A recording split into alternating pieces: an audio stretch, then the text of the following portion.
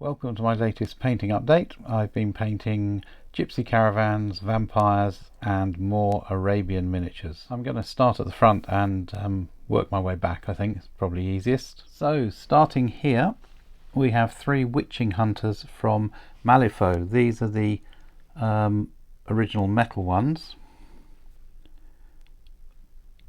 They're strange short little hunched over folk with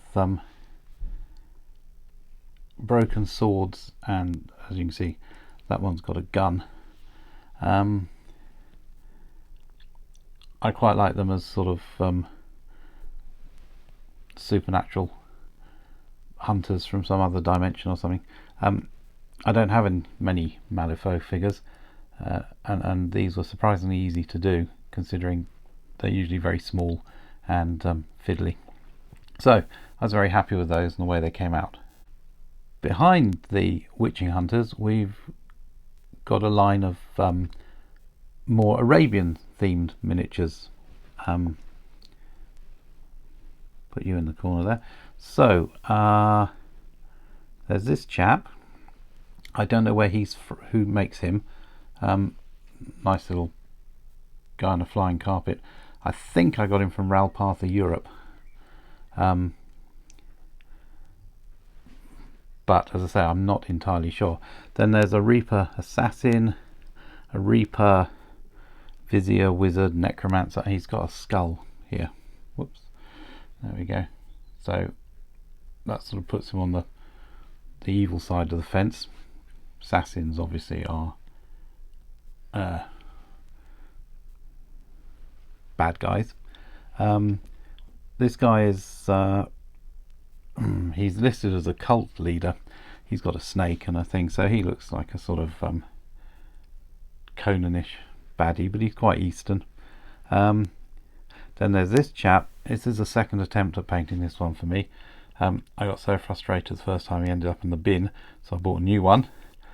He's got flowers in his hair and he's wearing baggy clothes. Or maybe he's Russian, I don't know. Anyway, he's quite nice. And I'm gonna ruin the plan. And then there's this Egyptian princess woman from from Reaper as well. She was in a drawer, and I just joined her to the group basically. So let's put them aside. So that's those, all metal, these ones. I'll leave you with those. There we go. Okay, and then here we go. So this one also Reaper. This is the last of the gladiator champions of the arena. I got her to replace a frankly pretty naff miniature of a woman with a trident. So she's going to join my gladiator set nominally, but she will of course be turning up in various fantasy games as well. Okay, on to the back row. This is the more eclectic mix of miniatures. Okay, let's start with the victim, the vampire queen. Oh no, that's it. They're the only two. So these two are from Reaper. The victim on her unlit fire, luckily. Otherwise I'd have had to have painted lots of complicated light sourcing effects on her bum. And a vampire queen. I'm putting together, as you might have noticed over several videos, a bunch of vampires. I've got a vampire lair that I need to finish off, and I wanted something to populate it with. And then this one, this is an arcane miniature. So this is a 3D printed resin, not Vampirella miniature. I wanted a Vampirella miniature for ages, and this is a really nice one. I've got a lot more arcane miniatures in a box. I bought a whole bunch of snake women and a temple set. So look for more of them sometime in the future. Given the money I've spent on resin printed 3D miniatures recently, I'm about halfway to the cost of a printer, so I might just get a resin printer myself and stick it next to my PLA one and take it from there. Anyway, that's something I'll decide later, but the quality of the miniatures and the designs on offer are really quite impressive. Right, before we get to the Death Dealer, let's do, these two are from Lucid Eye Miniatures. Right, this guy is a little pixie from their Toons range. I wanted to buy one to see what sort of size they were, because I did have a idea in the back of my mind of doing a kind of Zelda style chibi sort of game, but he's going to blend in as a he's actually already appeared in a game, but without the use of the miniature.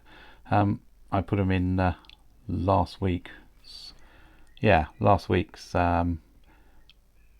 role-playing game that we play by Skype now because we can't meet up. So he's already got a name and a personality, and he fits in with the normal figures quite pleasantly as a sort of pixie. Next to him is a really impressive Witchhunter. Let's have a look. Does he? Wow, he's hard to. His face is in shadow constantly from the from his big hat. He'll join my swashbucklers. Witchhunter's always great.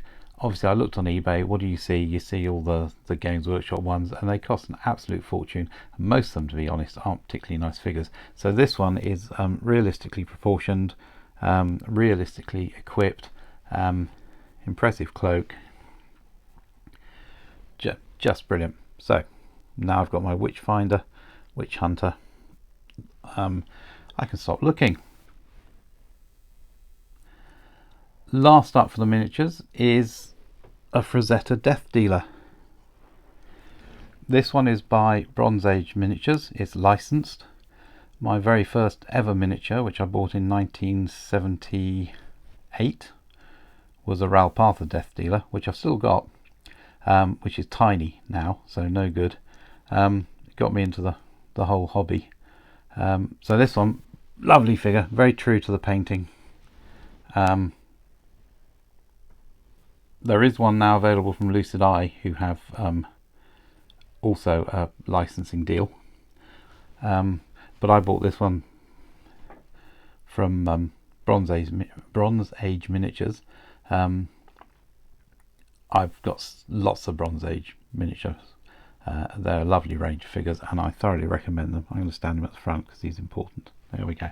So, lovely mounted Death Dealer for fantasy and Conan and what have you. Right, that leaves the scenery. So, 2 Gypsy Caravans by Sarissa Precision. They're MDF kits. They're very nice, and they're kind of easy to put together. The second one went together a lot easier than the first one because they have the same basis. If I bought 2 more, they're £7.50 each, by the way, which is, I think, pretty impressive price wise. Yeah, if I bought another set, they'd look better because obviously I learned by my mistakes. I had a real job painting these. In the end, I dirted them down a bit. I'm not sure if I'm entirely happy with that as an option. They'll certainly do. I love the shape of this one, but maybe I will get a couple more and do them a bit brighter. The chimneys I made from little wooden beads I've got.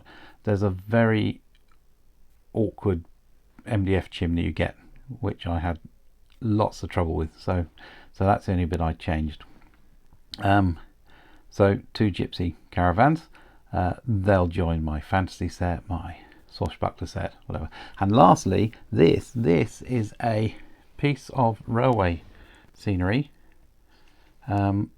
which bought in France. I didn't buy it, my father bought in France when I was 4. I've had it for 55 years now, and it's got this plain wooden base on it, which, as you can see, is a bit, can you see that? Oh, it's straightened out. It's a bit curved. There we go, bit curved, but I don't mind because it's so old. So I just put some base texture on that so it can join in with all my other stuff. And find it's been in my miniatures drawers, you know, forever as far as I'm concerned, and now it can finally look at in context. It'll join in with everything else. Okay, that's it. About a week and a half to do this lot, I think. So still going strong even with lockdown. On to the next lot. As always, thank you for watching, and I'll see you next time.